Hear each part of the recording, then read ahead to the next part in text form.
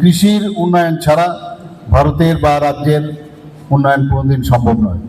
এটা সবাই জানে, আমরা সবসময় বলে থাকি, মাননীয় প্রধানমন্ত্রীজিও সেই কারণেই কৃষকদের কিভাবে আয় বাড়ানো যায়, শুধু তাই নয়, সয়েলের কন্ডিশন থেকে শুরু করে কিভাবে তার উৎপাদন বৃদ্ধি করা যায় সে বিষয়ে উনি সবসময় চিন্তিত রয়েছেন এবং তার রেজাল্টও কিন্তু আজকে আমরা দেখতে পাচ্ছি। আমাদের দেশের যে শ্রমশক্তি, মোট শ্রমশক্তির যে 60%, 60% যে শ্রমশক্তি, সেটা হচ্ছে আমাদের কৃষকরা, এবং তাদের যে জীবন জীবিকা প্রত্যক্ষ বা পরোক্ষভাবে আজকে আমাদের সমস্ত মানুষ এই কৃষির উপর নির্ভরশীল।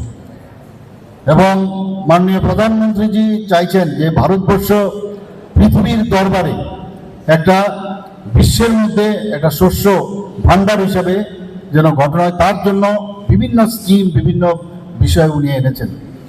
বিগত কয়েক দশক ধরে আমরা দেখেছি যে রাসায়নিক সার, এটার উপর যেভাবে আমরা আগে রাসায়নিক সার যেভাবে আমরা অনিয়ন্ত্রিতভাবে ব্যবহার করতাম, ইউরিয়া হোক, ডাই অ্যামোনিয়াম ফসফেটই হোক, যাকে শর্ট ফর্মে ডিএপি বলে, এবং সেই ব্যবহারের পরে মাটির তার যে জৈব উপাদান সেটা আস্তে আস্তে করে আমরা দেখছি সেই ক্যারেক্টারটা কমে যাচ্ছে।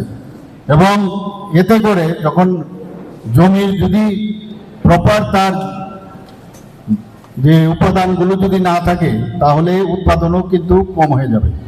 তো এর জন্যই চিন্তা করে আজকের এই যে প্রোগ্রাম ক্ষেত বাঁচাও যে অভিযান, সেটা অত্যন্ত গুরুত্বপূর্ণ।